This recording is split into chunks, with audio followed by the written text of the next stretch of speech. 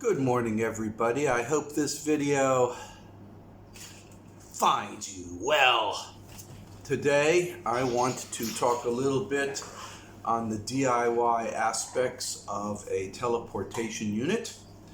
In this particular video, I want to cover the issue of determining egress coordinates. Egress coordinates. And what we will do is we will discuss using mandelbot sets to determine egress coordinates. There is nothing in this entire DIY effort. There is nothing that's new or novel. There's no real new technology. It's just a bunch of existing technologies put together in a way to achieve a goal. That's engineering. That's what engineers do. Researchers look at new ways and new physical laws or existing physical laws that they can engineer into something practical. And engineers, on the other hand, take these things that researchers come up with and assign systems to them. That's what we're going to talk about here. Okay, well, I want to briefly overview what we talked about already.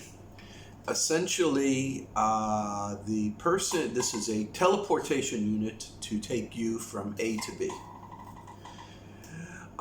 So you have coordinates associated with A and coordinates associated with B. Coordinates associated with A is a time and space and your appearance. Coordinate, and the same is true for location B, the egress coordinates.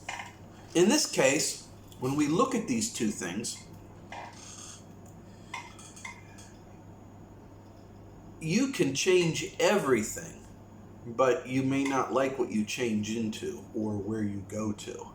So you can change time, you can change physical location, you can change the appearance of the physical location, go on a different world line completely.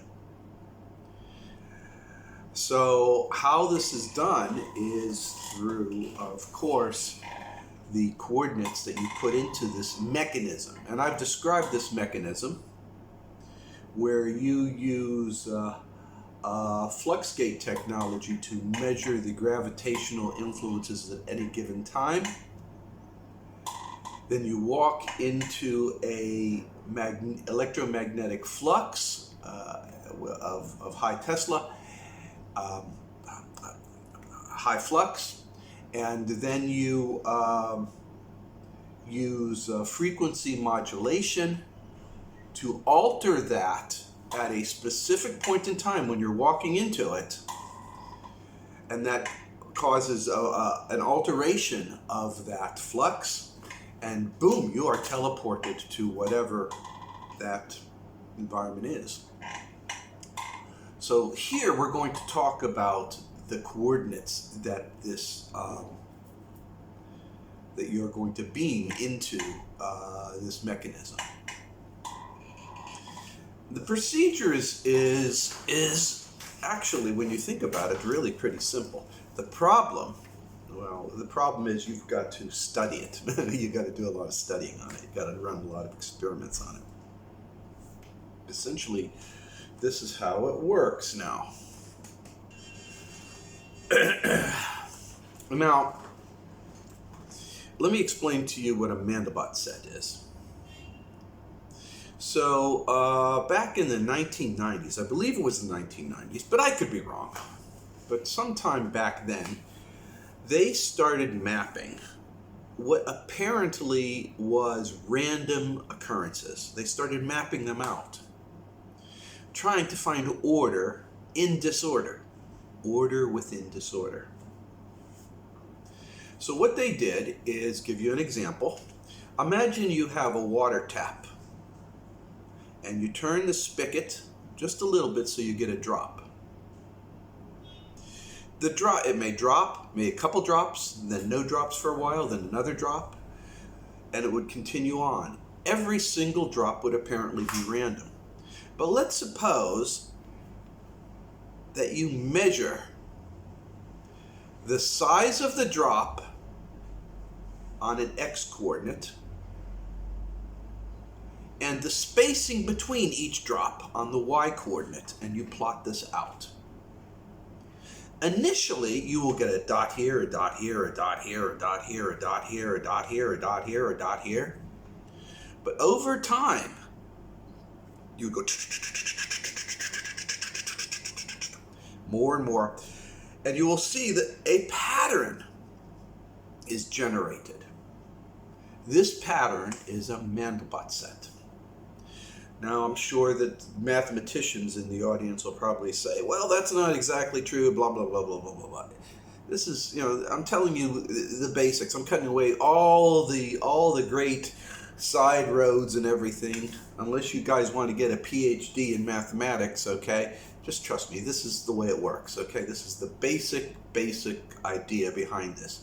You'll find a pattern within disorder, and a mandelbot set finds a pattern within disorder.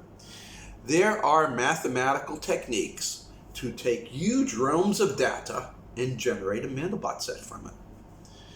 There are not only mathematical techniques, but there's software programs that do that as well. So, your flux sensors, flux gate sensors, are giving you all these reams of data, right? So then you take your software program to generate mandelbot data, you put the two together, and boom, you've got a mandelbot set. You ended up, but the thing is, mandelbot sets can look different depending upon how you lay them out. All right, for instance, using the example of the water spigot, if you could say, instead of measuring the distance between drips and the size of the drop, you could say, well, we're going to measure the force that the drop hits, and we're going to measure the average group of spacing between multiple droplets. Okay, and it will get a different mandelbot set. You have to be consistent. You find a system that you like, put the inputs in, you'll get a mandelbot set. You'll get a map. That map is what you're going to use to determine egress coordinates. So the first step is to get the map. Okay? Websites and Java applets and all of these things where you can see the beauty of the mandelbot set and this really nice fractal picture, and you can zoom in and see all the interesting things.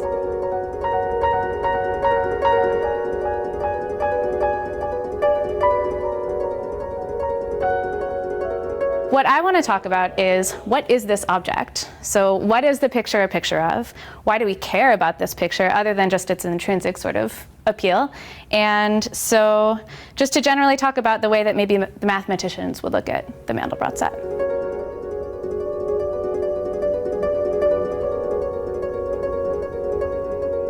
The first thing we need to understand is that this entire thing is happening in the world of complex numbers.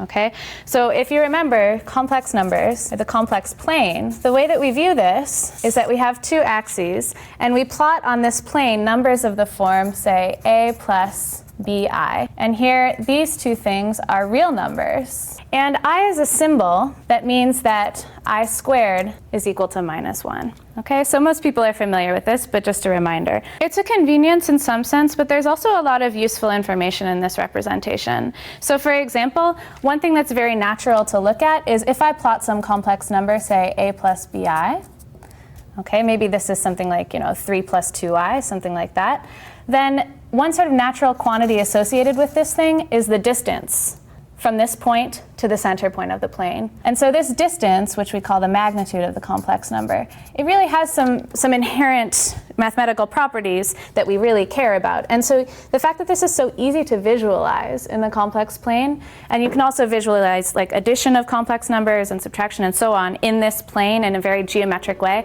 is really helpful.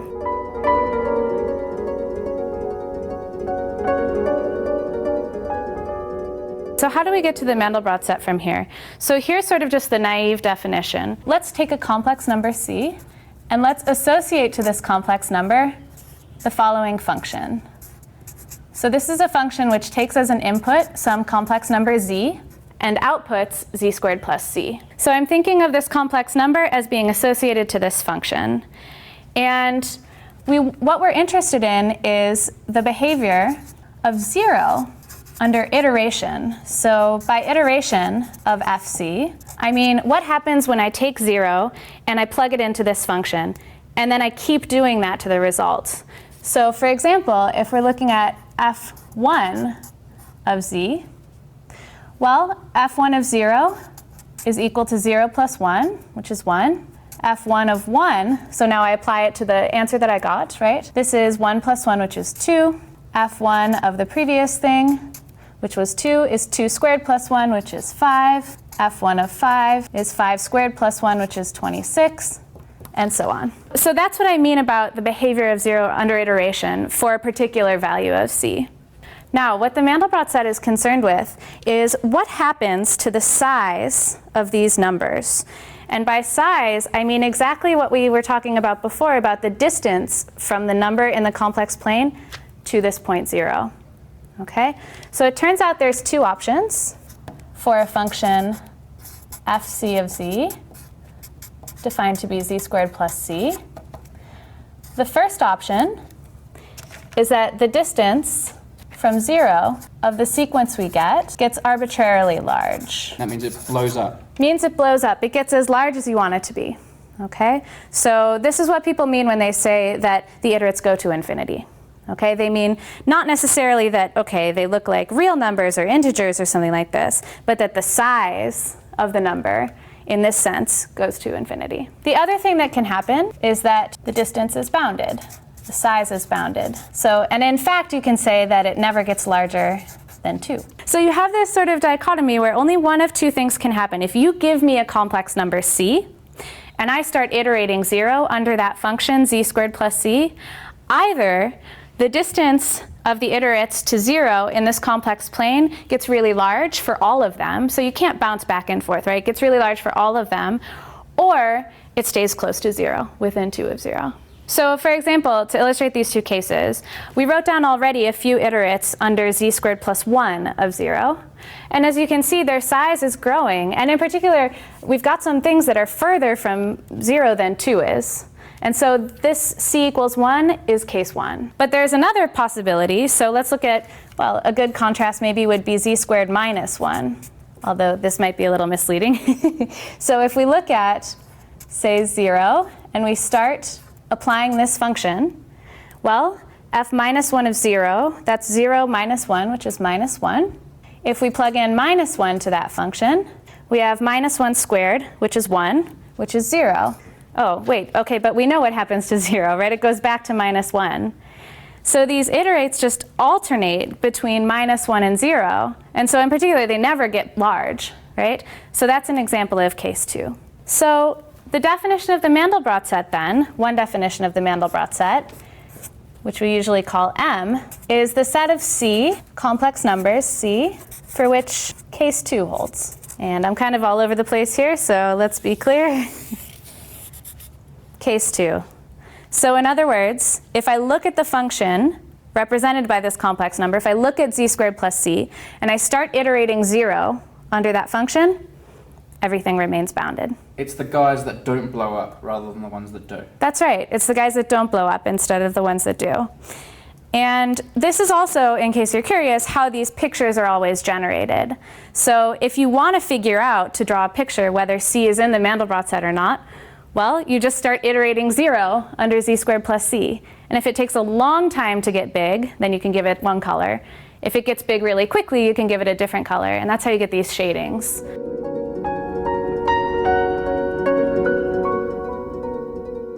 I'll point out here that everything that's in the Mandelbrot set has to be within distance 2 of the center, right? Because of exactly this case 2 thing that I said, that once your iterate is larger than 2, you're out of the picture. So the inside of this thing, let's fill this in here. This is what's known as the Mandelbrot set. So let's look at our examples, right? So we had two examples. We had c equals 1, and we had c equals minus 1.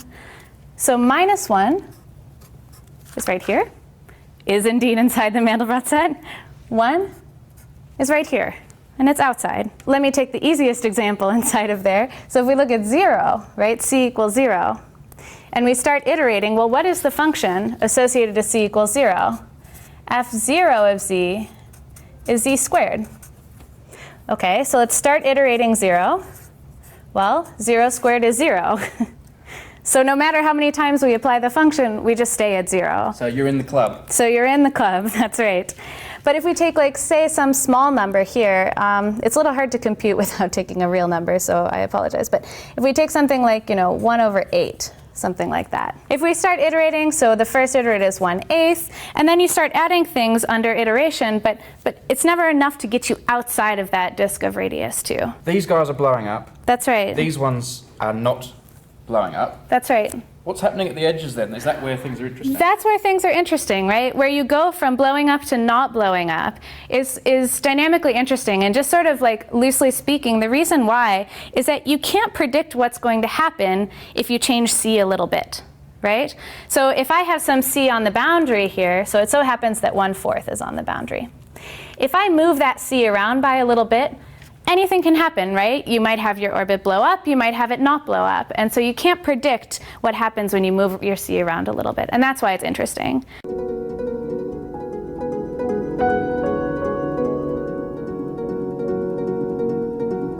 All of these separate, disconnected pieces. And so it turns out that another way... Now, when you look at a mandelbot set, it's hard to interpret anything. For instance, we know algebra. Well, most of us know algebra. And it's a line. Calculus is a line. You see lines. It's two-dimensional. You can do three-dimensional and fourth-dimensional. You can take derivations and calculate volume underneath the lines and such and such. That's all pretty basic engineering. That's no problem. But with a mandelbot set, what are you going to do? There's no lines, there's all sorts of dots forming shapes and patterns. How can you interpret this, right? Well, there are terms for these little flowers and roses and shapes and curves that are in the mandelbot set. There are mathematical terms for each of them. And if I start using them and throwing these things out, it's going to confuse the living fuck out of you guys. So I'm just going to keep it really basic. What you want to do is you want to observe changes in form when you do something. For instance, let's suppose the first one is always time. So let's suppose you run the teleportation unit. Measure the coordinates over a period of time, say a month or 6 months, and you measure them. Then you take all the mandelbot sets together, make a movie, and watch how they change. You monitor how they change. The difference between one mandelbot set into the other tells you how the coordinates itself changes.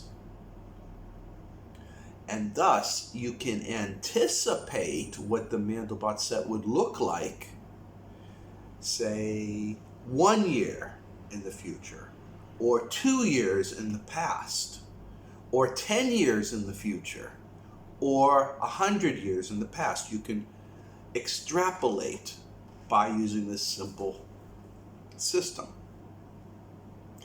If you do so, you will have constructed a time machine. You will go to the exact situation you are at, only at a different time. The problem with this is, of course, the time component is connected to other elements.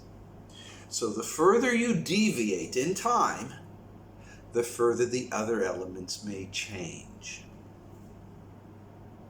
You catching that now? It's it'll appear like only one element is changing. But when you extrapolate, you will be freezing certain elements that normally would have changed.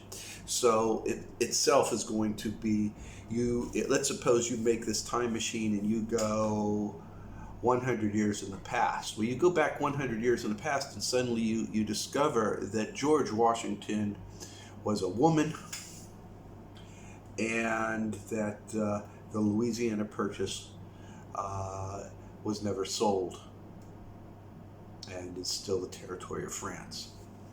Okay? So you need to know other aspects of how the mandelbot set changes, right? So you would look at this in another way. So let's suppose one thing you can do, still being safe, is you set up your coordinates in, say, an office building in Pittsburgh, and then you set up your coordinates in an office building in London. Then you compare the mandelbot sets, everything else being the same. So at the exact moment in time, you compare mandelbot sets. That will give you a frame of reference on geographical changes. The more times you do it, the more observations you can make about geographical coordinates. By running these experiments, you will see how the mandelbot set changes with different geography, as well as how the mandelbot set changes with changes in time. So spatial dimensions and physical geographical dimensions. You can monitor those things.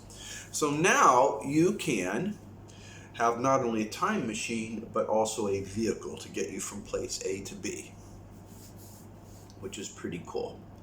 If the only thing you change is geography, then you don't have a time machine, you have a teleportation unit similar to what you saw on Star Trek. If the only thing you change is time, then you have a time machine where you can go up and down. The further you vary it, the further variances you have create other variances in the mandelbot sets. So therefore, while it's easy and you make measurements for, say, a couple of miles or a couple of kilometers, when you start getting into thousands of kilometers or putting coordinates for, say, the moon or Mars or Pluto or whatever in, or Tralfamadore way out yonder ways, you start altering the variances. So you need to know what some of these other variances are. How do you know? How do you know what these other variances are? Well, when you look and you compare your mandelbot sets, you look what doesn't change. The things that don't change are the things that you need to consider to be world line elements. So you're doing sample tests in time, here and here and here and here, and geography here, here and here and here. The thing that stays the same is you're all in the same world line. So I'm going to repeat again. The elements that do not change are the elements that are representative of other world lines. Now here comes the dangerous part. You cannot, hold on. I'm going to backtrack just a second here. That's all things concerned. Now, if you step in momentarily into this device, but not turn it on, and measure what you are inside of it, you can also alter your appearance. But as you know, and as I have said before, you don't want to do that. You want to be how you are right now. You don't want a hand growing out of your head, right? You don't want a tail or be covered in fur or something, right? So basically, you don't want anything about you to change. So you will use the one algorithm that I discussed in a previous video to isolate you from this package. Now, since you are isolated from this package, When you input your egress coordinates in there, you will continue to be isolated from the package when you arrive, so you are safe. So the only thing you need to be concerned about then are the elements of the mandelbot set that do not change. Those are world line coordinates. Now, I, naturally, would argue that the best way to determine the variances is to make short changes to the things that don't change, and then you physically enter the teleportation unit and find out what is altered. That has risks. But that's the way I would suggest it. I would make one teeny tiny change and then walk in a teleportation unit and see what's changed. It may be something as simple as all forks now having 7 prongs, or you enter in, like Robert Heinlein's The World Without a J, or perhaps you enter a world where everything just feels off. The electromagnetic interactions are way off. So that's what we do. However, an astute mathematician can take these swirls and eddies and flowers and rosettes and extrapolate what they may represent based upon their positioning on the mandelbot set relative to those coordinates that change in time, relative to those coordinates that change in space. Of course, they would come up with best probability, such as this rosette or this little curly little thing here will represent this aspect of dimensions, while this one may represent that one. An astute mathematician might be able to do that. But in all cases, being an engineer, I would recommend trial and error. That's the most dangerous part of this mechanism. In all cases, I recommend slow, methodical testing with safety as paramount. And you should be fine as a result of it. Okay? And once you have established your egress coordinates that you want to go for, you would then plug them into your frequency modulation unit, turn on your teleporter, and walk in. Now what I'm going to do here is the next video is going to tell you how you enter the machine and how you egress the machine, because it's not just so simply you walk in. There's a little process you need to go through, and we'll talk about that in the next iteration. And so in the next one, we're going to talk about the procedure to actually do it. It's not so simple as you just walk in. In this particular video, I explained how you map out your coordinates. Think of a mandelbot set as being the roadmap to where you want to go. And the trouble with this roadmap is there's so many variances that you have to be very, very careful on where you end up. So I always argue small changes. And with that, people, I just want you to know, I want you to do the best you can possibly do. Take care, be slow and cautious and methodical. And you'll do fine. And I'm sure there's those in the audience that wish I would just give you all a map and say, here's the target coordinates, and this will take you to planet XYZ in the year 5000, and it'll be a world where you'll be treated like a king and whatever. I'm sure you know there's those of you who want something like that, and as you can tell, I do not have that ability. I tell you how to go, and then you have to find those coordinates yourself. I can't do them for you. It will all depend on where you make this device up. Okay? Okay, people. Take care. I hope this was helpful to you, and I hope you learned from it. And in every way, be the best you can be helpful to others. And you will be just fine. I believe in you. Take care.